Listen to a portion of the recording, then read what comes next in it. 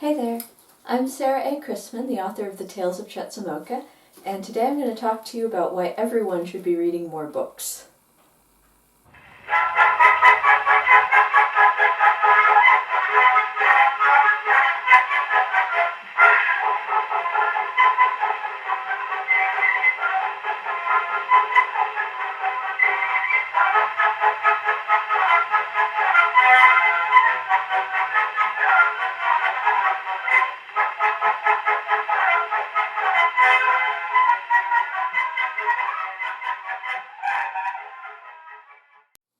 Books are the best way I know to travel through time and space.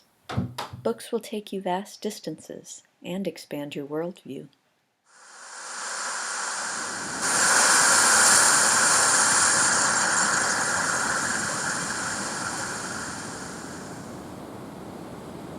Film and video are limited to showing you the world as a flat picture, but the descriptions in books engage all your senses and put you right in the middle of the action.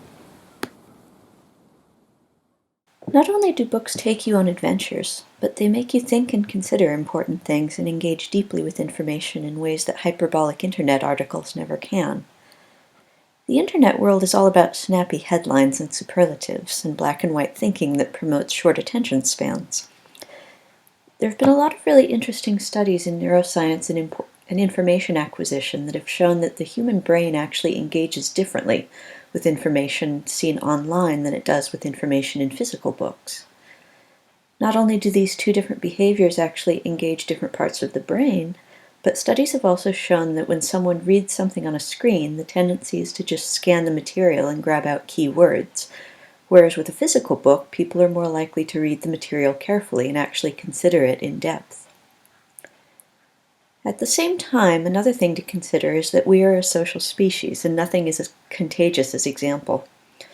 Every time someone sees someone else reading a physical book, that very act is an advertisement for that particular book, and therefore a way to help the author of that book earn a living in a field where that can be really challenging.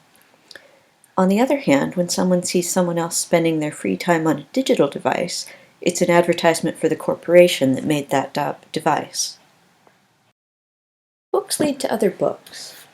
At the end of each of my Tales of Chetzemoka, I include appendices that list sources of information that led to that particular book. The reason I take the trouble to include these is that I always hope that my readers will use them as reading lists to go off and learn more about the topics covered in the story.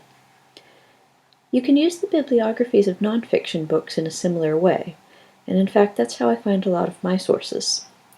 Even if a book doesn't spoon-feed you a reading list in this way, you can still open doors of new research through it. Just keep a list of named dates and events that the book mentions and introduced you to, and you'll be all set to go exploring.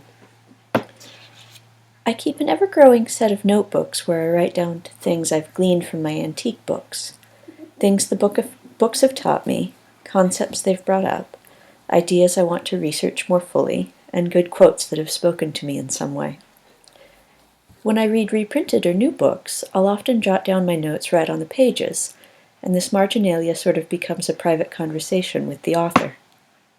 It's useful to keep your personal library organized in such a way that you can always find a given book when you want to refer to it. This will make things a lot easier on you when you want to cross-check or refer back to something you've already read. And when it's easier, you'll do it more and more often until it becomes second nature. Your organization scheme doesn't have to make sense to anyone else. As long as it makes sense to you and you can find what you need when you need it, that's what matters. Personally, I arrange my books by subject because that's what's most convenient for me. When I was young, there was a poster on the wall of our local library that had a poem I'll never forget. It went, "The more you read, the more you know. The more you know, the smarter you grow. The smarter you grow, the louder your voice when speaking your mind or making your choice."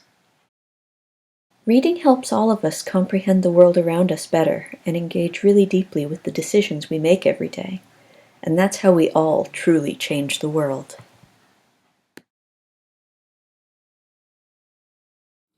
So go out there and engage deeply with your reading. And don't forget to tell your friends about my books while you're at it. Happy reading!